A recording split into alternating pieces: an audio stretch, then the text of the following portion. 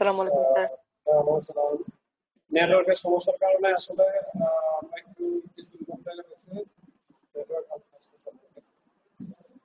ওকে, আমরা লাস্ট পূজার বন্ধের আগে আমরা চিন্তা করছিলাম before the vacation we continue the electrolyte disorders hypernatremia. Okay, hypernatremia. So hypernatremia is most commonly due to predependent water loss rather than sodium excess. Mainly আমি কি বলছিলাম যে সোডিয়াম ডিসঅর্ডারের সাথে closely related with water. Sodium disorder is closely related with water. Okay, তার মানে এখানে আসলে মূলত আমাদের কি হচ্ছে ওয়াটার লস হচ্ছে hypernatremia. So sodium is increases. Okay.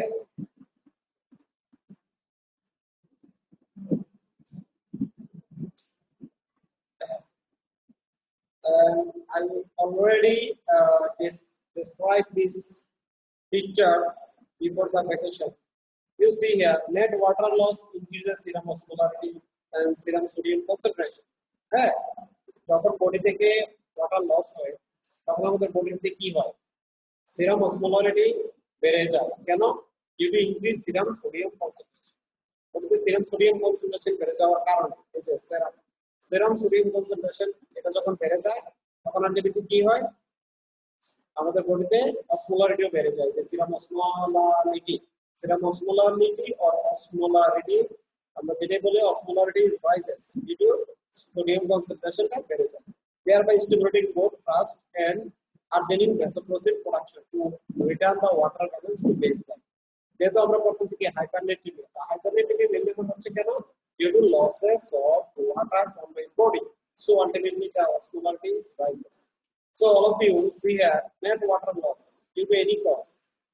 So what are the causes? Due to severe vomiting or diarrhea or something else, or intestinal fistula or intestinal perforation, it will causes net water losses from our body.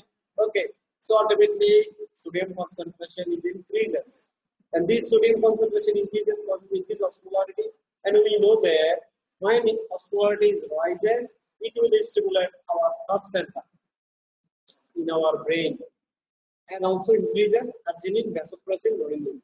So what is ABP? What is the another name of ABP? Arginine vasopressin. এটার নাম কি?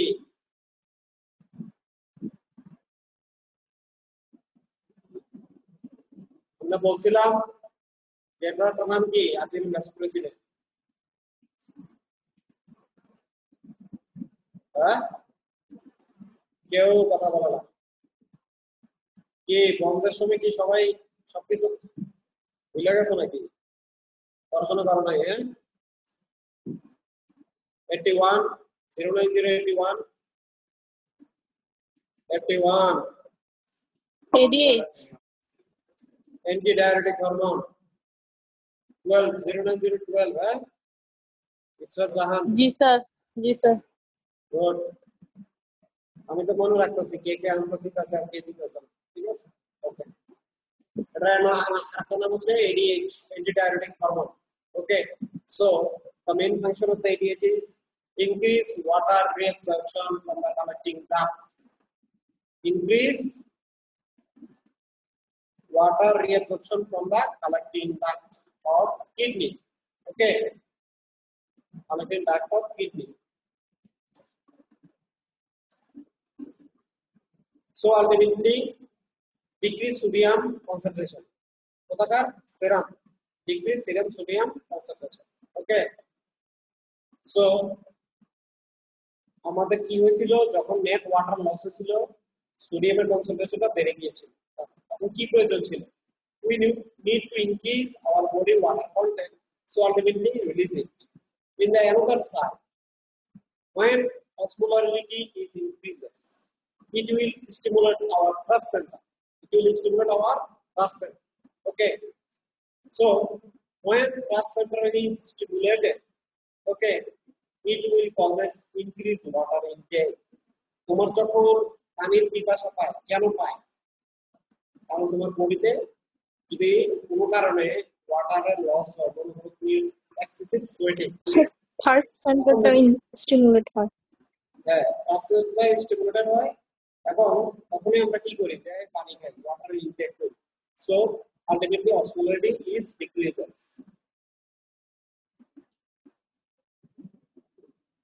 So classification of hypernatremia. Hypernatremia আমরা কিভাবে classify করব? At first, euvolemic or normovolemic hypernatremia. Euvolemic or normovolemic hypernatremia. এটা main জিনিসটা কি যে hypernatremia, that means sodium concentration is increases but the water content is normal. Okay, water content is normal. এটা বলা হচ্ছে euvolemic, that means ভলিউমের আমার কোনো ধরনের তেমনটা প্রবলেম হচ্ছে না। অথবা নরমোভলিউমিক অল্টারনেটিভ, ভলিউম এখানে কোনো ভলিউম ডিসঅর্ডার হচ্ছে না। ভলিউম ডিসঅর্ডার মানে কি? Body fluid disorder. Body fluid disorder, আমার বডিতে ফ্লুইডের কোনো তারতম্য হতেছে না। কথাটা কি বোঝাতে পারছি? হ্যাঁ,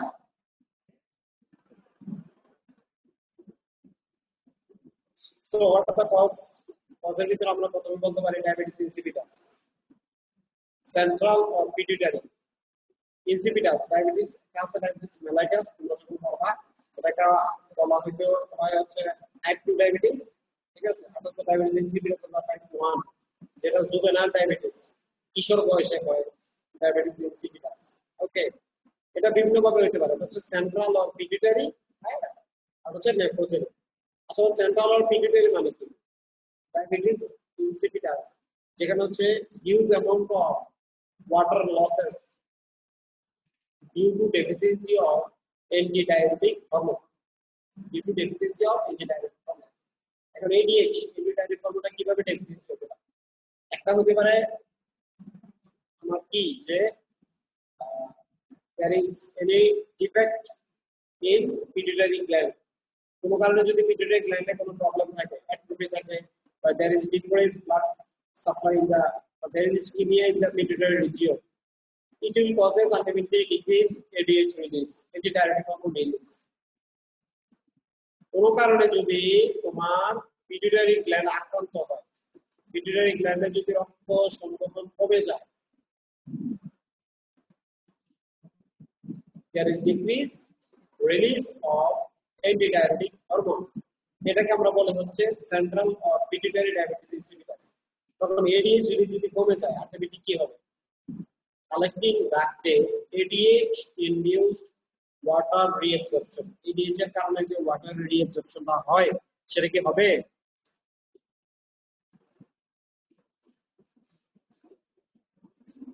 একদম সবাই চুপ, কারো কোনো কথা নাই।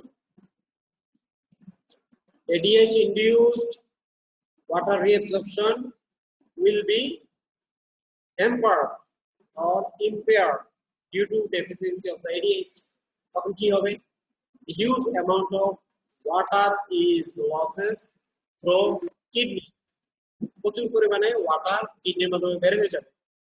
তখন কি হবে? ইউভলিউমিক হাইপারনেট্রিমিয়া। ভলিউমের বিশেষ এখানে তারতম্য হবে না।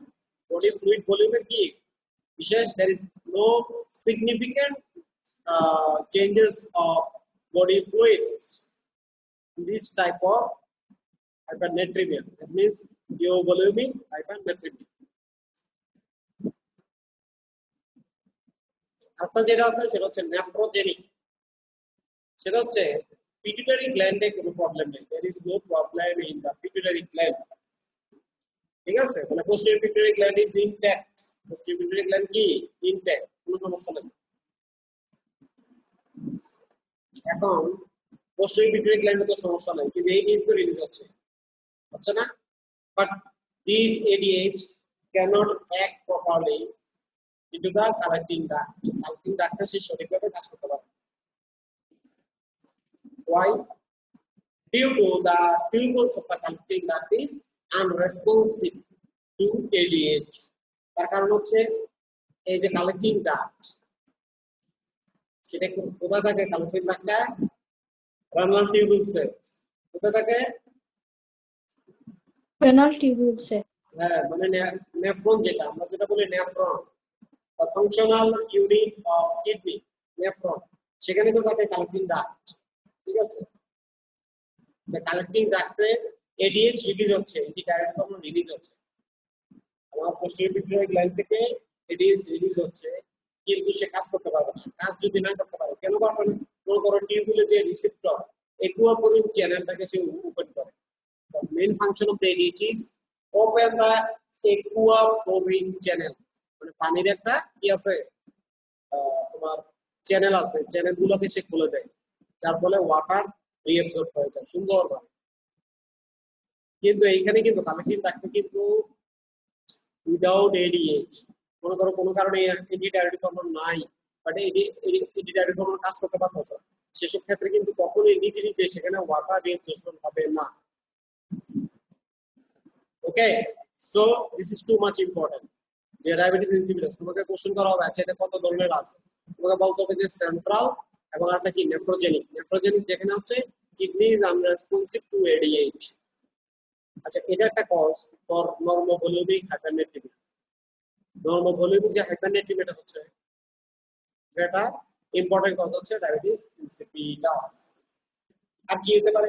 Insensible loss, insensible loss through lungs by expiration and through skin। ওই যে তোমাদের পড়াছিলাম মনে আছে? এটা কখন হতে পারে? Fever, severe exercise. তোমার যদি জ্বর হয়, ফিভার হয়, তোমার এক্সপাইরেশনের মাধ্যমে বডি থেকে huge amount of water is losses. এটা আমি কি বলছিলাম যে তোমরা যারা চশমা পরো, চশমা পরো না? জি স্যার। তোমরা চশমা কি করো? এই যে মুখের ভিতরে তুমি ইয়ে পরো, ওই যে আমরা মাস্ক পরি না, মাস্কটা পরার পরে দেখবে কি চশমা কি এমন হয়ে যায়, গোলাটে হয়ে যায় না? জি স্যার। তো চশমাটা গোলাটে হওয়ার জি কারণ স্যার। নাকি? কোথা থেকে পানিটা আসে? কোথা থেকে? আমার যে এক্সপায়ার্ড এয়ার আছে সেখান থেকে তো আসতেছে নাকি? এক্সপিরেশন। হ্যাঁ, এক্সপায়ার্ড এয়ার থেকে। So due to fever there is also losses of water through lungs and through skin, sweating এর মাধ্যমে। So both of these causes eovolumic or normovolumic hypernatremia. Okay,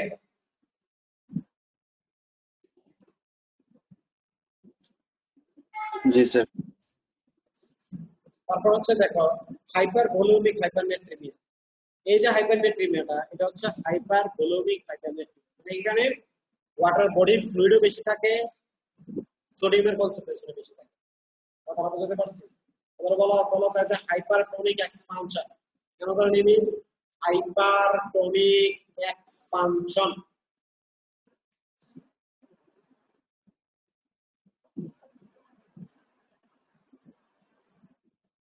Okay, so predominant sodium excess or retention. No, sodium excess greater than water excess. এই যে দেখো, sodium excess greater than water. So এখানে যেটা হয় যে sodium water চেয়ে বেশি হয়, এই কারণে হাইপারনেট্রিমিয়া। তারপরে সোডিয়াম ওয়াটারকে তোমার কি করে অ্যাবজর্ব করে। ঠিক আছে, increase sodium content of the body, কি হয়? increase sodium content of the body। এই যে হাইপারভলিউমিক হাইপারনেট্রিক, হ্যাঁ, হাইপারভলিউমিক হাইপারনেট্রিমিয়া, এখানে কি হচ্ছে? increase sodium content of the body, বডিতে টোটাল সোডিয়াম কনসেন্ট্রেশন বেড়ে যাচ্ছে। কেন হচ্ছে এটা? due to hypertonic IV fluid, due to infusion of hypertonic intravenous fluid।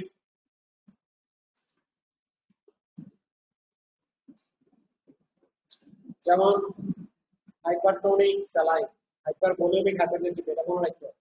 Hypertonic saline used for induction of the abortion. বুঝছো? কি করে জানো? অনেকে আছে অবৈধভাবে বাচ্চা কাচ্চা হয়, হ্যাঁ, এটিরে খালাস করার লেগে অ্যাবর্শন করাতে চায়। আবার অনেকের আছে হেবিচুয়াল অ্যাবর্শন হয়, আবার একটা আছে সেপটিক অ্যাবর্শন হয়। এইগুলো করতে গিয়ে কি করে জানো? এই বাচ্চা নষ্ট করতে গিয়ে এই হাইপারটনিক আইভি ফ্লুইড দিয়ে দেয়, বুঝে না? তখন কি হয়? Ultimately there is hypervolaemic hypernatraemia. বুঝছো? যারা এই অকাজ করতে যাবে তাদের এই অবস্থাই হবে, পুনর্কাজ যারা করতে চাবে। আর কিছু কিছু আছে তো pathological. Okay, so hypertonic IV fluid infusion. তারপরে দেখো excess sodium bicarbonate administration in cardiac arrest or treatment of acidosis. এখানে একটা মজার জিনিস দেখো, এক্সেস সোডিয়াম বাইকার্বনেট, এই যে এখানে কি সোডিয়াম আছে না, সে আলটিমেটলি যদি তুমি খুব বেশি করে মানে কার্ডিয়াক অ্যারেস্ট অথবা ট্রিটমেন্ট অফ অ্যাসিডোসিস, আমরা কি করি বলো তো? অ্যাসিডোসিস, যাদের অ্যাসিডোসিস থাকে বেশি রোগীদের, হ্যাঁ, তাদেরকে আমরা অ্যাসিডোসিস কারেকশন করার জন্য সোডিয়াম বাইকার্বনেট দেই না? ট্যাবলেট সোডিকাপ নামে পাওয়া যায় 600 মিলিগ্রাম সোডিকাপ, এটা কিন্তু আমরা দেই রোগীদেরকে। মনে করো সিকিউরিটি পেশেন্ট, যারা ক্রনিক কিডনি ডিজিজের পেশেন্ট, যাদের মনে করো যে হচ্ছে মেটাবলিক অ্যাসিডোসিস হয়ে আছে, হ্যাঁ, যেগুলো কারণে ডায়াবেটিক কিটোসিডোসিসের পেশেন্ট, ওদেরকে কিন্তু আমরা কি করি? অ্যাসিডোসিসটা কমানোর জন্য, রক্তে অ্যাসিডোসিসটা কমানোর জন্য সোডিয়াম বাইকার্বনেট দেই। সেটা কি? সেটা হচ্ছে একটা বেস, হ্যাঁ, যাতে অ্যালকালাইন একটা ড্রাগ, যেটাতে আমরা দেই অ্যাসিডোসিসটা কমানোর জন্য। এখন তুমি যদি উল্টা পাল্টা ডোজ না বুঝে কি কি থাকো দিনে, হ্যাঁ, অথবা মনে করো সোডিবাইকার যদি তুমি আইভি ইনফিউশন দিয়ে দাও, তাহলে পেশেন্টের কি হবে? তখন পেশেন্টের সোডিয়াম কনসেন্ট্রেশন ব্লাডে বেড়ে যাবে না? So ultimately hypervolaemic hypertension. কথা কি বুঝাতে পারছেন?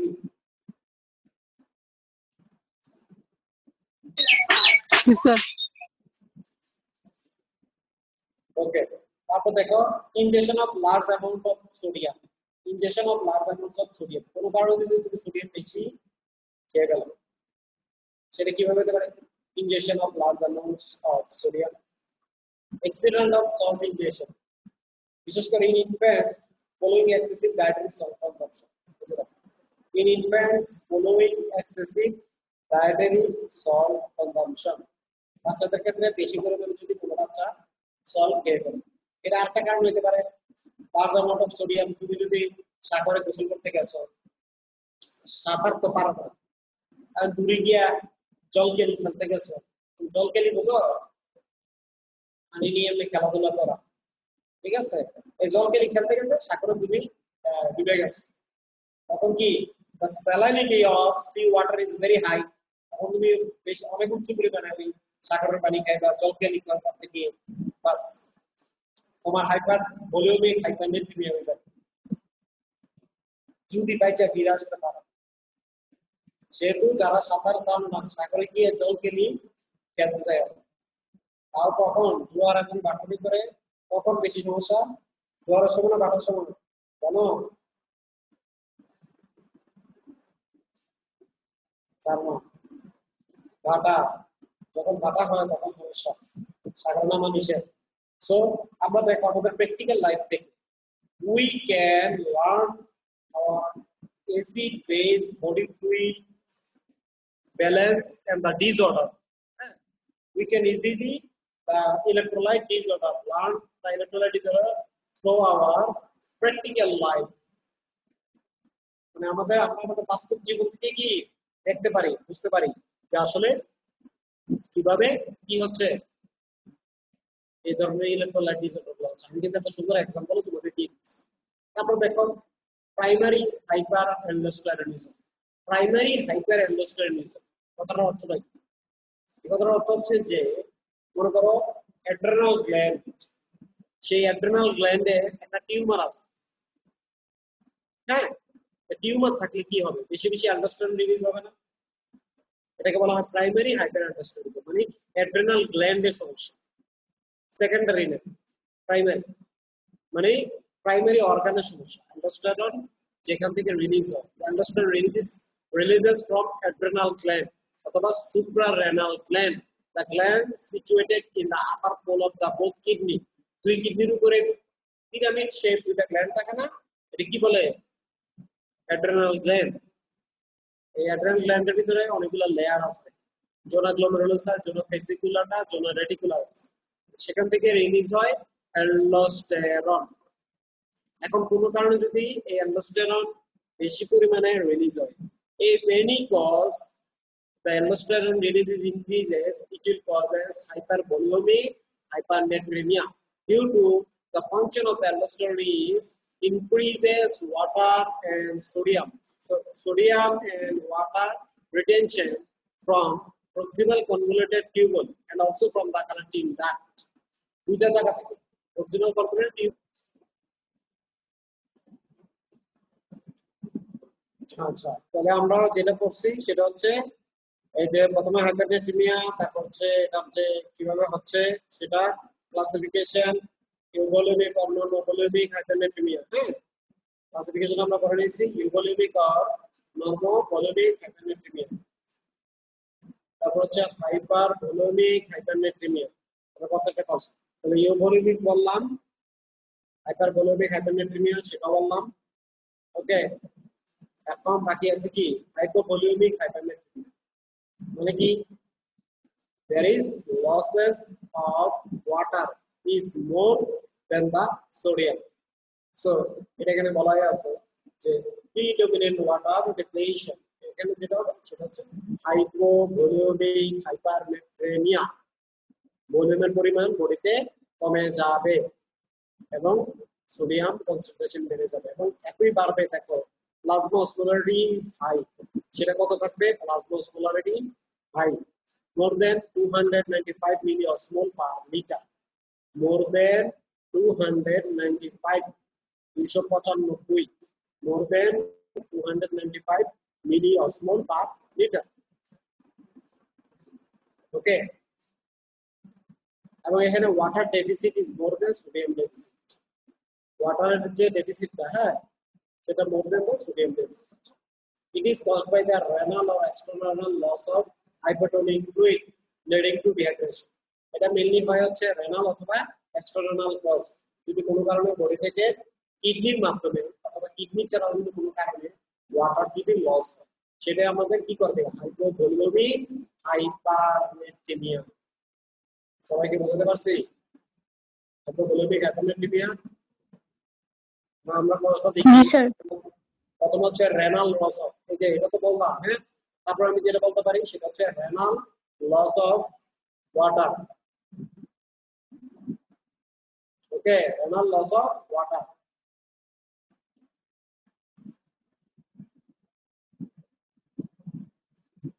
রেনাল লস অফ ওয়াটার কি কারণে হতে পারে? Diuretic therapy, specially loop diuretic during water restriction, সেক্ষেত্রে হাইপোভলিউমিক হাইপারনেট্রিমিয়া হতে পারে যদি আমরা ডায়ুরেটিক থেরাপি দিই।